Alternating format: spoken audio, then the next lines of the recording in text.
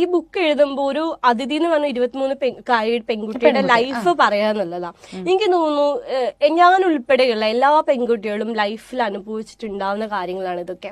അവർ ഏതെങ്കിലും ഒരു പോയിന്റിൽ സെക്ഷുവലി അബ്യൂസ് ചെയ്യപ്പെട്ടിട്ടുണ്ട്. അതിപ്പോ ബസ്സിൽ നിന്നോ സ്വന്തം വീട്ടിൽ നിന്നോ സ്കൂളിൽ നിന്നോ എവിടെയെങ്കിലും ആവാം. ആ ഒരു കാര്യം അവരുടെ ലൈഫിൽ നടന്നിട്ടുണ്ടാവും. ഒരു ട്രോമ എല്ലാവരുടെ ഉള്ളിലും ഉണ്ടാവും. ഒരാളോട് പോലും അവർ ഷെയർ ചെയ്തിട്ടുണ്ടാവില്ല. ബട്ട് ആ ട്രോമ നമ്മുടെ എല്ലാവരുടെയും ഉള്ളിലുണ്ട്.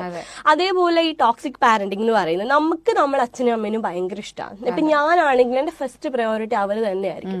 അതിന്റെ അർത്ഥം അവർ എല്ലായ്പ്പോഴും റൈറ്റ് ആണെന്നല്ല, അല്ലെങ്കിൽ അവരെനിക്ക് വേണ്ടി ചെയ്യുന്ന കാര്യങ്ങൾ എപ്പോഴും റൈറ്റ് ആവണമെന്നുമില്ല. എനിക്ക് തോന്നുന്നില്ല ഞാൻ ലൈഫിൽ ഏറ്റവും കൂടുതൽ വേദനിച്ച ഒരു ദിവസം ഏതാന്ന് ചോദിച്ചാൽ എന്റെ അമ്മയ്ക്കും അച്ഛനും അറിയണ്ടാവില്ല. അപ്പൊ ഞാൻ എങ്ങനെ അതിനൊക്കെ ഫേസ് ചെയ്ത് മുന്നോട്ട് വന്നു, ഞാൻ ഇപ്പൊ കാണുന്ന ഒരു ലെവലിലോട്ട് ഞാൻ എങ്ങനെ ട്രാൻസ്ഫോം ആയി എന്ന് അവർക്ക് അറിയില്ല. ഇതൊന്നും അറിയാതെ ഇത്രയും കാലം ഞങ്ങൾ അവളെ ജനിപ്പിച്ചു വളർത്തി എന്നുള്ള ഒറ്റ കാര്യത്തിന്റെ മുകളില് അവര് നമുക്ക് വേണ്ടി എടുക്കുന്ന തീരുമാനങ്ങൾ എങ്ങനെയാണ്